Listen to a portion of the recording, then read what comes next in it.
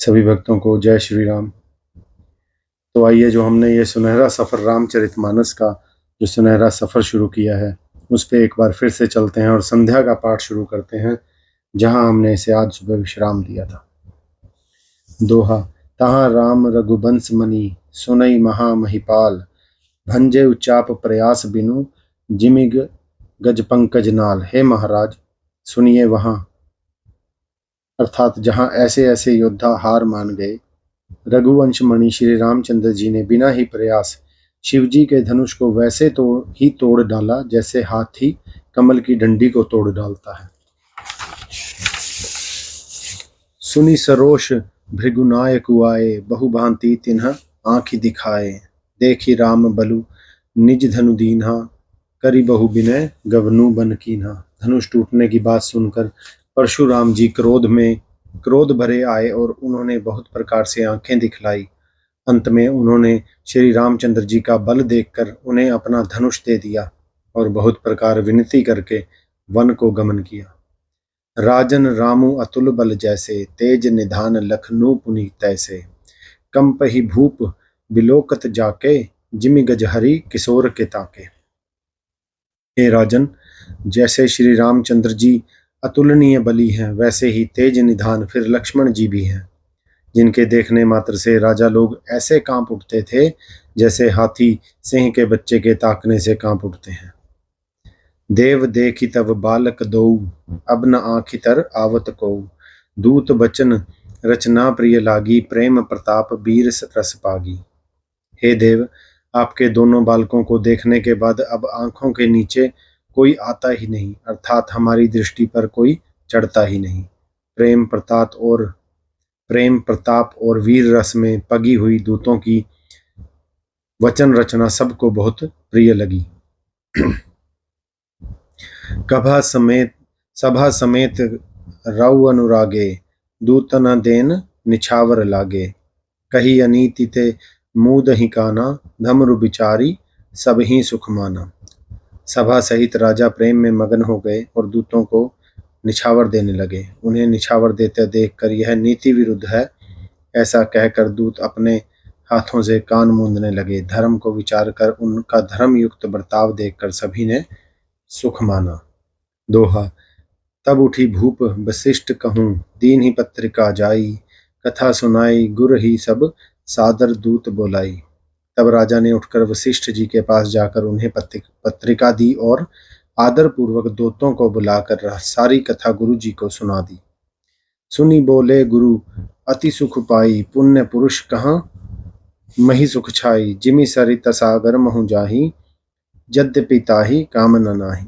सब समाचार सुनकर और अत्यंत सुख पाकर गुरु बोले, पुण्यात्मा पुरुष के लिए पृथ्वी सुखों से छाई हुई है, जैसे नदियां समुद्र में जाती हैं, यद्यपि समुद्र को नदी की कामना नहीं होती।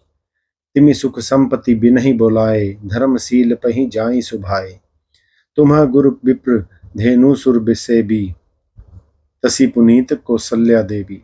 वैसे ही सुख और संपत्ति बिना ही बुलाए स्वाभाविक ही धर्मात्मा पुरुष के पास आ जाती है। तुम जैसे गुरु ब्राह्मण गाय और देवता की सेवा करने वाले हो, वैसी ही पवित्र कौशल्या देवी भी है।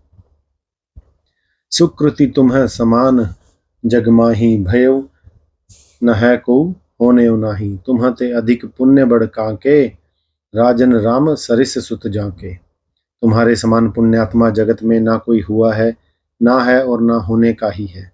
हे राजन, तुमसे अधिक पुण्य और किसका होगा, जिसके राम सरीखे पुत्र हैं। वीर बिनित धर्म व्रतधारी, गुण सागर बर बालक चारी, तुम्हा कहूँ सर्व काल कल्याणा, सजहु भरत बजाई निशाना। और जिनके चारों बालक वीर विनम्र, धर्म का व्रत धारण करने वाले और गुणों के सुंदर समुद्र हैं, तुम्हारे लिए सभी कालों में कल्याण है। अतएव डंका बजाकर बारात सजाओ।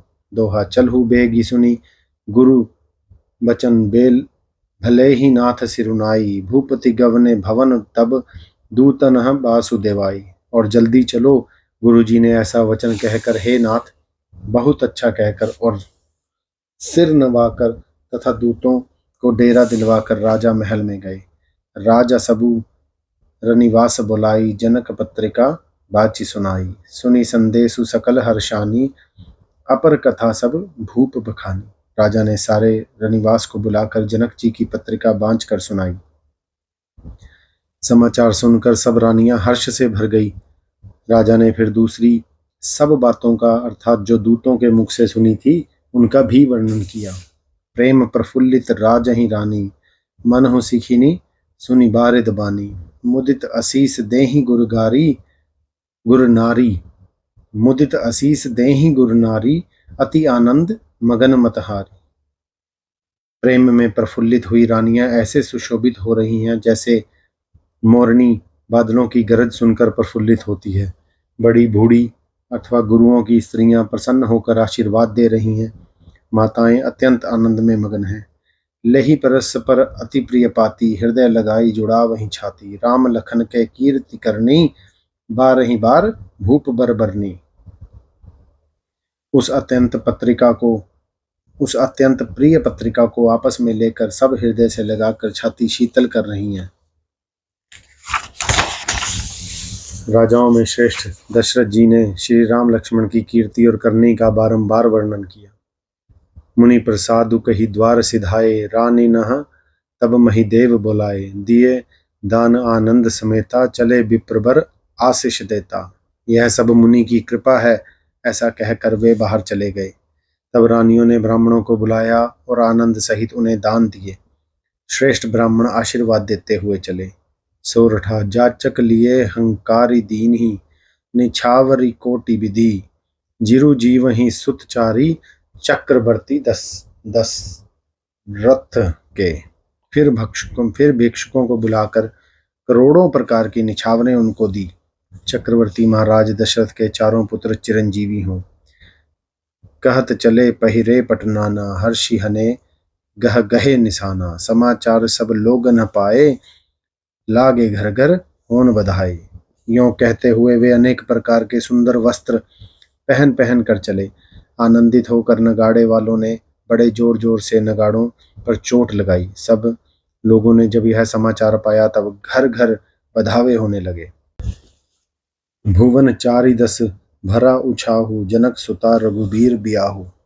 सुनि शुभ कथा लोग अनुरागे, मग ग्रह गली संवारन लागे। 14 लोकों में उत्साह भर गया कि जानकी जी और श्री रघुनाथ जी का विवाह होगा। यह शुभ समाचार पाकर लोग प्रेम मगन हो गए और रास्ते घर तथा गलियां सजाने लगे। यद्यपि अवध सदैव सुहावनी, रामपुरी मंगलमय पावनी। तदपि प्रीति के प्रीति सुहाई, मंगल रचना रची बनाई। यद्यपि अयोध्या सदा सुहावनी है क्योंकि वह श्री राम जी की मंगलमय पवित्र पुरी है, तथापि प्रीति पर प्रीति होने से वह सुंदर मंगल रचना से सजाई गई। ध्वज पताक पट चामर चारु, छावा परम विचित्र बजारू। कनक कलश तोरण मणि जाला, हरद दूब दधि अक्षत माला। ध्वजा पताका पर्दे और सुंदर चंवरों से सारा बाजार बहुत ही अनूठा छाया हुआ है। सोने के कलश, तोरण मणियों की झालरें हल्दी दूब दही अक्षत और मालाओं से।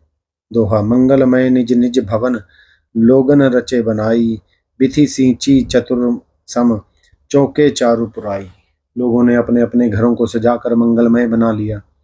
गलियों को चतुरसम से सींचा और द्वारों पर सुंदर चौके पुराए, अर्थात चंदन, केशर, कस्तूरी और कपूर से बने हुए एक सुगंधित द्रव को चतुरसम कहते हैं। जहां तहां जूथ जूथ मिली भामिनी, सजी नव सप्त सकल दुति दामिनी। विदु बंदनी मृग सावक लोचनी, निज स्वरूप रति मानु विमोचनी। बिजली की सी कांति वाली चंद्रमुखी, हरिण के बच्चे कैसे नेत्र वाली और अपने सुंदर रूप से कामदेव की स्त्री रति के अभिमान को छुड़ाने वाली सुहागिनी स्त्रियां सभी 16 श्रृंगार से जाकर जहां तहां झुंड की झुंड मिलकर गावहीं मंगल मंजुल बानी। सुनी कल रव कलकंठिल जानी। भूप भवन किमि जाई बखाना, विश्व विमोहन रचयु बिताना। मनोहर वाणी से मंगल गीत गा रही हैं जिनके सुंदर स्वर को सुनकर कोयलें भी लज्जा जाती हैं। राजमहल का वर्णन कैसे किया जाए जहां विश्व को मोहित करने वाला मंडप बनाया गया है। मंगल द्रव्य मनोहर नाना, राजत बाजत विपुल निशाना। कतहु बिरिद बंदी उच्च रही, कतहु वेद धुनि भूसुर करही। अनेकों प्रकार के मनोहर मांगलिक पदार्थ शोभित हो रहे हैं और बहुत से नगाड़े बज रहे हैं। कहीं भाट विरुदावली कुल कीर्ति का उच्चारण कर रहे हैं और कहीं ब्राह्मण वेद ध्वनि कर रहे हैं। गा वहीं सुंदरी मंगल गीता, लैल नाम रामु अरु सीता। बहुत उछाऊ भवनु अति थोरा, मानहु उमगी चला चहु ओरा। सुंदरी स्त्रियां श्री राम जी और श्री सीता जी का नाम ले लेकर मंगल गीत गा रही हैं। उत्साह बहुत है और महल अत्यंत ही छोटा, इससे उसमें न समाकर मानो वह उत्साह आनंद चारों ओर उमड़ चला है। दोहा। शोभा दशरथ भवन कई, को कभी बरने पार, जहां सकल सुरसीस मनी राम लीन्ह अवतार। दशरथ के महल की शोभा का वर्णन कौन कवि कर सकता है, जहां समस्त देवताओं के शिरोमणि रामचंद्र जी ने अवतार लिया है। भूप भरत पुनि लिए बोलाई, है गए सेंदन साजहु जाई। चलहु बेगी रघुबीर बराता, सुनत पुलक पूरे दो भ्राता। फिर राजा ने भरत जी को बुला लिया और कहा कि जाकर घोड़े हाथी और रथ सजाओ, जल्दी रामचंद्र जी की बारात में चलो। यह सुनते ही दोनों भाई भरत जी और शत्रुघ्न जी आनंदवश पुलक से भर गए। भरत सकल साहनी बोलाए, आयसु दीन्ह मुदित उठ जाए। रुचि रुचि जीन्ह तुरग तिन्ह साजे, बरन बरन बर बाजी विराजे। भरत जी ने सब साहनी अर्थात घुड़साल के अध्यक्ष बुलाए और उन्हें घोड़ों को सजाने की आज्ञा दी। वे प्रसन्न होकर उठ दौड़े। उन्होंने रुचि के साथ यथा योग्य जीने कसकर घोड़े सजाए। रंग रंग के उत्तम घोड़े सुशोभित हो गए। सुभग सकल सुठी चंचल करनी, अय इव जरत धरत पग धरनी। ना न जाति ना जाहि बखाने, निद्रि पवनु जनु चाहत उड़ाने। सब घोड़े बहुत ही सुंदर और चंचल करनी चाल के हैं। वे धरती पर ऐसे पैर रखते हैं जैसे जलते हुए लोहे पर रखते हों। अनेकों जाति के घोड़े हैं जिनका वर्णन नहीं हो सकता। ऐसी तेज चाल के हैं मानो हवा का निरादर करके उड़ना चाहते हैं। तिन्ह सब छयल भय असवारा, भरत सरिस भय राजकुमारा। सब सुंदर सब भूषणधारी, कर सर चाप तनु कटिभारी। उन सब घोड़ों पर भरत जी के समान अवस्था वाले सब छैल छबीले राजकुमार सवार हुए। वे सभी सुंदर हैं और सब आभूषण धारण किए हुए हैं। उनके हाथ में बाण और धनुष है तथा कमर में तरकस बंधे हैं। दोहा। छरे छबीले छैल सब, सूर सुजान नबीन। जुगपत चर अवसार प्रीति, जे असी कला प्रवीण। सभी चुने हुए छैल छबीले शूरवीर चतुर और नवयुवक हैं। प्रत्येक सवार के साथ दो पैदल सिपाही हैं जो तलवार चलाने की कला में बड़े निपुण हैं। बांधे बिरद वीर रन गाढ़े, निकसी भय पुर बाहिर डाड़े। फिर ही चतुर तुरग गति नाना, हर्ष ही सुनी सुनी पनव निशाना। शूरता का बाना धारण किए हुए रणधीर वीर सब निकलकर नगर के बाहर आ खड़े हुए। वे चतुर अपने घोड़ों को तरह तरह की चालों से फेर रहे हैं और भेरी तथा नगाड़े की आवाज सुन सुनकर प्रसन्न हो रहे हैं। रथ सारथी न विचित्र बनाए, ध्वज पाताक मुनि भूषण लाए। चमर चारु किंकिनी धुनि करही, भानु जान शोभा अपहरही। सारथियों ने ध्वजा पताका मणि और आभूषणों को लगाकर रथों को बहुत विलक्षण बना दिया। उनमें सुंदर चमर लगे हैं और घंटियां सुंदर शब्द कह रही हैं। वे रथ इतने सुंदर हैं मानो सूर्य के रथ की शोभा को भी छीन लेते हैं। सांवकरण अगणित है होते, ते तिन्ह रथ नह सारथि न जोते। सुंदर सकल अलंकृत सोहे, जिन्ह ही विलोकत मुनि मन मोहे। अगणित श्यामकरण घोड़े थे, उनको सारथियों ने उन रथों में जोत दिया जो सभी देखने में सुंदर और गहनों से सजाए हुए सुशोभित हैं और जिन्हें देखकर मुनियों के मन भी मोहित हो जाते हैं। जे जल चलही थल ही की नाई, टाप न बूढ़ बेग अधिकाई। अस्त्र शस्त्र सबु साजु बनाई, रथी सारथन लिए बोलाई। जो जल पर भी जमीन की तरह ही चलते हैं, वेग की अधिकता से उनकी टाप पानी में नहीं डूबती। अस्त्र शस्त्र और सब साज सजाकर सारथियों ने रथियों को बुला लिया।